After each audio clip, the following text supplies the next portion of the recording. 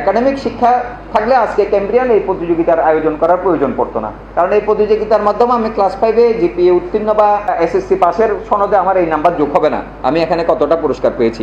But এটা আমার ব্যক্তি জীবনে যেটা যোগ হচ্ছে সেটার মূল্য অমূল্য সম্পদের মতো, যে আমি কারিকুলাম বহির্ভূত অনেক শিক্ষার সাথে, সমাজের সাথে, পরিবেশের সাথে, একটা এলাকার সাথে নিজেকে খাপ খাইয়ে নেওয়া, নিজেকে সেভাবে স্মার্ট করে তোলা, যোগ্য করে তোলা, সেটার জন্য একটি প্রাথমিক স্তর হিসাবে আমি মনে করি দোহাস জেলাভিত্তিক যেটা তারা কৃতি সম্বর্ধনা এখানে আয়োজন করেছে সেটা একটা অনন্য ভূমিকা পালন করবে।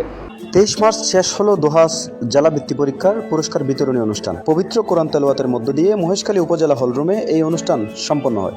সুফল সাফল্য দেখতে পাচ্ছেন আপনারা এই মহেশখালী এলাকার কৃতি সন্তান যারা মোটামুটি সবাই এই প্রতিষ্ঠানের সাথে জড়িত। উক্ত অনুষ্ঠানে প্রধান অতিথি ছিলেন আলহাজ আশিকুল্লাহ রফিক, আব্দুল শুক্কুর সিআইপি, মিকি মার্মা, উপজেলা নির্বাহী officer Sukanta Chakraborty, officer in charge Maheshkhali থানাসহ বিভিন্ন পেশার শিক্ষানুরাগী ব্যক্তিবর্গ ও অভিভাবকগণ।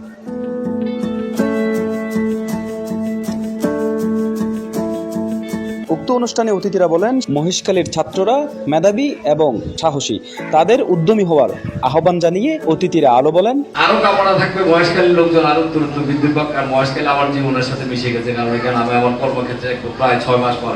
তা আমি বলবো মানুষজন অনেক সহনশীল, আরো কিছু মানুষ আরো সহনশীল হলে মহেশখালীটা আসলে দ্বীপকন্যা বলা, আসলে দ্বীপকন্যা। কিছু কিছু ক্ষেত্রে হয়তো ঝামেলা আছে, আমি মনে করি আমাদের ভবিষ্যৎ প্রজন্ম যারা আছে তারা আসে এই ঝামেলাকে ওভারকাম করতে পারবে। আর আমাদের মাননীয় সংসদ সদস্য মহোদয় আছে, উনিও যথেষ্টভাবে চেষ্টা করেন, হয়তো তারপরও হয় না।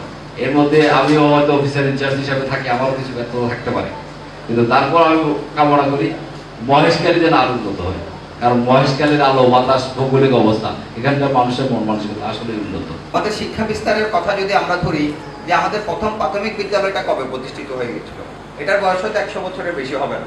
তাহলে 100 বছর আগে আমাদের এখানে শিক্ষার অবস্থা কি ছিল? এখানে পারিবারিক শিক্ষা অথবা পেশাভিত্তিক শিক্ষা, অথবা মাছ ধরা জানতো, কৃষিকাজ জানতো, এবং সেই কৃষিকাজ বা মাছ ধরাটাও ছিল তখনকার সনাতনী পদ্ধতিতে, প্রকৃতি নির্ভর একটা জীবনযাত্রা এখানে ছিল। দোহাস ফাউন্ডেশনের প্রতিষ্ঠাতা চেয়ারম্যান জনাব শামসুদ্দোহা জানান, আমরা এখানে যারা আছি সকলেই কিন্তু পরিবারের এক একজন সদস্য। আমরা প্রত্যেকের একটা দায়িত্ব থাকে একটা পরিবারটাকে ভালো রাখার জন্য। ঠিক তেমনি আজকে মঞ্চে উপবিষ্ট যারা আছেন তাদের চিন্তা চেতনা হচ্ছে আমার মহেশখালীকে কিভাবে ভালো রাখা যায়। আজকের অনুষ্ঠানের মধ্য দিয়ে আমি একটা বিষয় জানাতে চাচ্ছি, আমরা যেহেতু শিক্ষক, আমাদের ধ্যান ধারণাটা হবে শিক্ষা নিয়ে, কিভাবে কোন পারপাসে কি করলে আমার সন্তানদের জন্য অগ্রগতি হবে, আমার মাটির মানুষগুলো ডেভেলপ হবে, আমার বাংলাদেশকে উন্নতি করতে পারবে। এর সাথে সম্পর্কিত এলাকা হওয়ার কারণে আমাদের এই এলাকার শিক্ষার হারের প্রবণতাটা, শিক্ষা গ্রহণের প্রবণতা ছিল পশ্চাৎপদতা।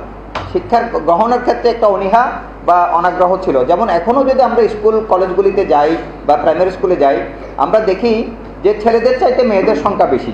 আমাদের থানার ভারপ্রাপ্ত কর্মকর্তা উনি কথা কম বলেন, কিন্তু কম কথায় অনেক গুরুত্বপূর্ণ কথা বলেন, এবং আমাদের এই ছাত্রছাত্রীদের উদ্দেশ্যে আমাদের এই এলাকা নিয়ে উনি বিস্তারিত অনেক এই বিষয়ে আলোকপাত করেছেন। এই যে আমরা মনে করি যে শুধু পাঠ্যপুস্তকে শিক্ষা আহরণ করাটাই শিক্ষা, আসলে সেটা না। একটা শিশু কিন্তু তার জন্মের পর থেকে তার পরিবার থেকেই প্রথমে তার শিক্ষা গ্রহণ করে, তার পরিবারের পর থেকে তার পরিবেশ থেকে শিক্ষা গ্রহণ করে, সমাজ থেকে শিক্ষা গ্রহণ করে।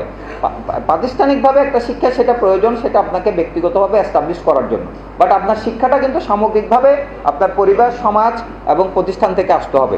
সেখান থেকে আমরা আদব কায়দা, বড়দের সালাম দেওয়া, পরিষ্কার পরিচ্ছন্নতা থাকা, নিজেদেরকে সৎ কথা বলা, মানুষ হিসেবে গড়ে তোলা, মানবিক মূল্যবোধ সম্পন্ন হওয়া, দেশপ্রেম তৈরি করা, অসাম্প্রদায়িক চেতনা তৈরি করা, এই বিষয়গুলি কিন্তু নিজেদের বিবেক থেকেই, নিজেদের থেকেই তৈরি হতে হয়। সেই বিষয়গুলি কিন্তু উনি আলোকপাত করেছেন। অর্থাৎ শুধু একাডেমিক শিক্ষা থাকলে আজকে ক্যাম্ব্রিয়ান এই প্রতিযোগিতার আয়োজন করার প্রয়োজন পড়তো না, কারণ এই প্রতিযোগিতার মাধ্যমে আমি ক্লাস 5-এ জিপিএ উত্তীর্ণ বা ক্লাস 8-এ বা এসএসসি পাশের সনদে আমার এই নাম্বার যোগ হবে না, আমি এখানে কতটা পুরস্কার পেয়েছি।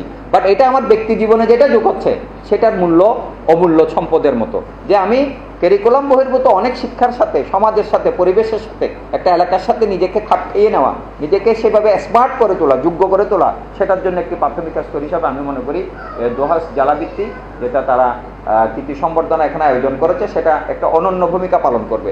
পরিশেষে শিক্ষার্থীদের উত্তর ভবিষ্যৎ কামনা করে শেষ হলো দোহাস জেলা বৃত্তি পরীক্ষা পুরস্কার বিতরণী অনুষ্ঠান। আরাফাত হোসেন, সবসময়।